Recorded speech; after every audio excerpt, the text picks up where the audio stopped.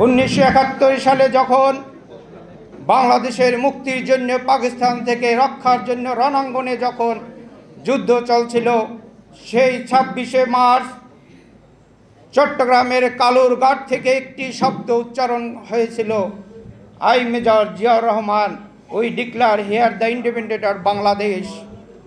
সেখান থেকে আমাদের প্রত্যাশা, সেখান থেকেই আমাদের বাংলাদেশের জন্যে একজন নির্ভেজাল নেতা, বাংলাদেশের জন্য একজন মহানায়ক, বাংলাদেশের জন্য একজন নিবেদিত প্রাণ, যার এই যে 7ই নভেম্বর বিপ্লব, এটা কোনো বিচ্ছিন্ন ঘটনা নয়। এই 7ই নভেম্বর বিপ্লব ও সংগত এবং সিপাহী জনতার যে আন্দোলন, ব্যারাক থেকে সমস্ত সেনাবাহিনী সেদিন রাস্তায় নেমে এসেছিল, শুধু বাংলাদেশকে রক্ষার জন্য নয়, শুধু বাংলাদেশকে একটি মানচিত্র দেওয়ার জন্য নয়। সেদিন এই প্রেসিডেন্ট জিয়াউর রহমান ছিল বাংলাদেশের আধিপত্য বিস্তারের বিরুদ্ধে, বাংলাদেশ একটি বহুদলীয় গণতন্ত্রের মুক্তির জন্যে, যে মুক্তি হবে বাংলাদেশের অন্ন বস্ত্র বাসস্থানের নিরাপত্তা, যে মুক্তি হবে বাংলাদেশের জন্য গণতন্ত্রের জন্য একটি বিশ্বের কাছে অতুলনীয় দেশ, সেটি হচ্ছে এই বাংলাদেশ।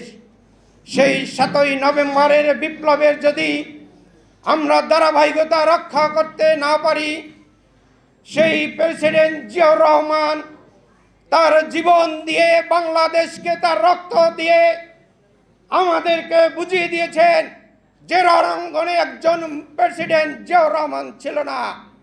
আমাদের কাছে রক্ত দিয়ে উনি বুঝিয়ে দিয়েছেন যে আমি একজন প্রেসিডেন্ট জিয়াউর রহমান, বাংলাদেশের স্বাধীনতার জন্যে যে জীবন দিতে পারি, রণাঙ্গনে অস্ত্র নিয়ে যে যুদ্ধ করতে পারি। আজকে আমি এখানে হয়তো কথা বলতে পারছি বাংলা ভাষায়, যদি ওই দিন প্রেসিডেন্ট জিয়াউর রহমান অস্ত্র হাতে এবং ওই জীবনের হুমকি নিয়ে যদি কালুরঘাটে সেদিন ডিক্লেয়ারে না দিত, আমার মতো ফারুক আজকে এখানে কথা বলতে পারত না।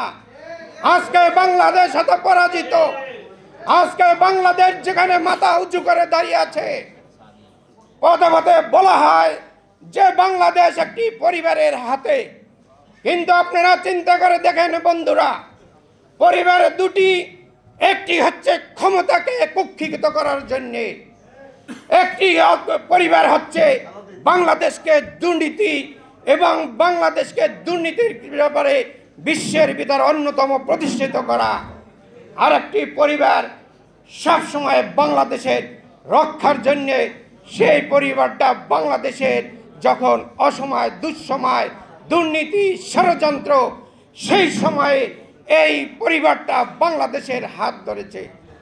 প্রিয় বন্ধুরা, সময় সংক্ষিপ্ত, নেতৃবৃন্দ আছেন, এই জিয়া শুধু বাংলাদেশের ভিতরেই নয়, যখন ইরাক ইরান যুদ্ধের ছিল, তখন ওই ইরাক ইরান যুদ্ধের যে কুদস বাহিনী, একটি বাহিনী গঠন করা হয়েছিল ওই যুদ্ধকে সমাপ্তি করার জন্য, সেখানে ওই প্রেসিডেন্ট জিয়াউর রহমান ছিল অন্যতম উদ্যোক্তা।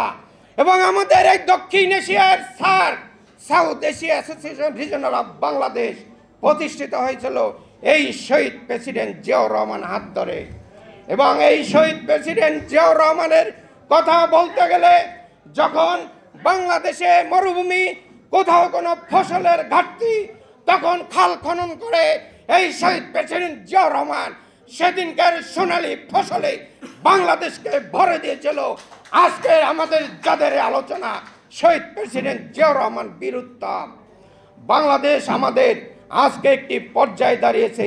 আমি আর এই জুলাই আগস্টের বিপ্লবের কথা বলতে চাই না, সর্বশেষ শুধু একটি কথা বলেই শেষ করব।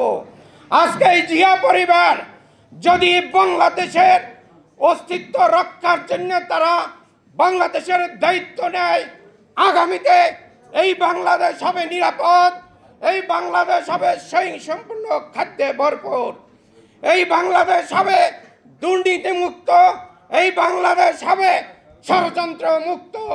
সর্বশেষ কথা ক্লিয়ার, যদি তারেক জিয়া দেশে আসতে পারে, ওই পরিবার যদি আবার এই বাংলাদেশের দায়িত্ব নিতে পারে, তাহলে এই বাংলাদেশের নিরাপদ এবং যে ঘোষিত ৩১ দফা সংস্কার যদি যথাযথভাবে প্রতিষ্ঠিত করা যায়, সেই